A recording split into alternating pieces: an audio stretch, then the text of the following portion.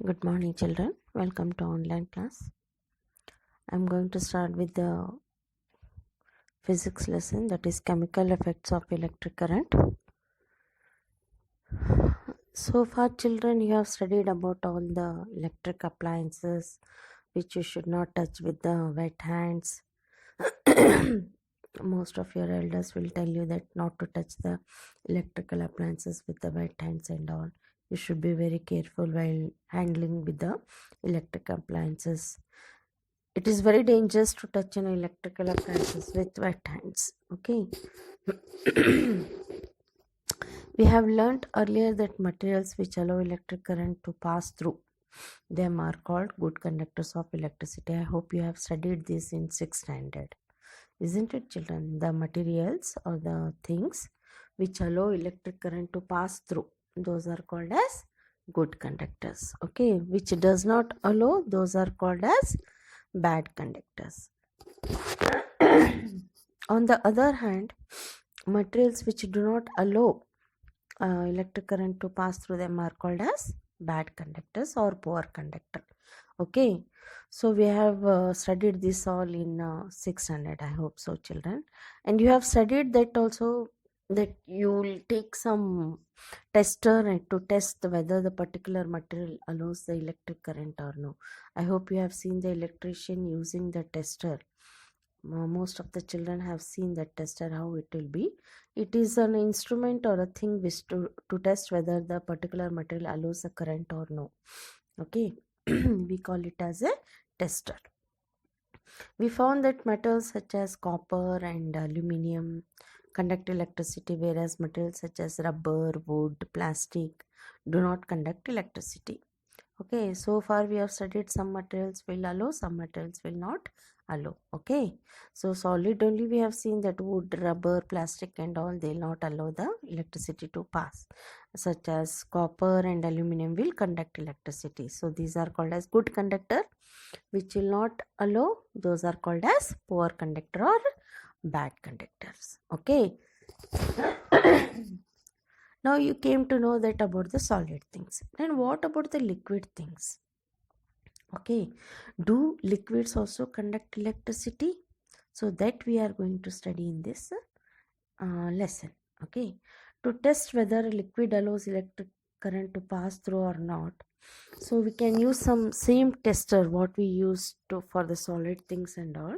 So same tester also we can use. Okay, only we have to replace the cell by a battery, that's it. Okay, join the free ends of that. Just one activity I'm going to explain from the textbook itself. Join the free ends of the tester together for a moment. This completes the circuit. You know what do you mean by the circuit? Okay, so this completes one circuit of the tester and the bulb should glow.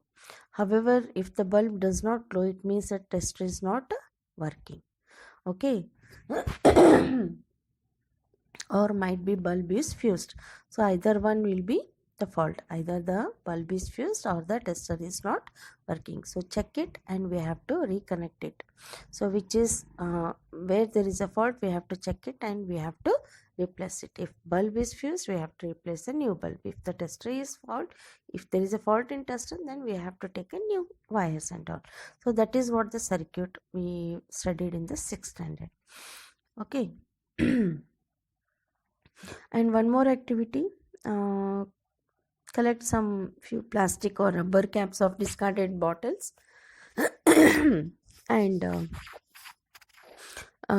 clean them. Okay, pour 1 teaspoon of lemon juice or vinegar in one cap.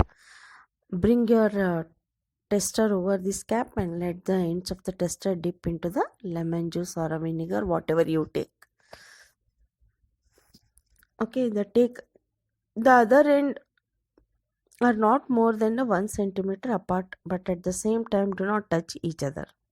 Okay, means you have to take 2 wires. One end of the wire will be dipped in the lemon juice or the vinegar. One end of the wire will be attached to the battery. One more wire you have to connect to the bulb and dip into the lemon juice or the vinegar. I hope you have got this. I explained in the class also. Now can you tell me the bulb glows or no? Okay, whether the lemon juice or the vinegar is a good conductor or a poor conductor. When the liquid between the two ends of the tester allows the electric current to pass, the circuit of the tester becomes complete. Okay, so the current flows in the circuit and the bulb also glows. When the liquid does not allow the electric current to pass, the circuit of the tester is not complete and the bulb also will not glow.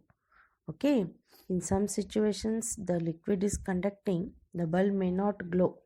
Okay, it may have happened in some activities. Okay, what can be the reason for that?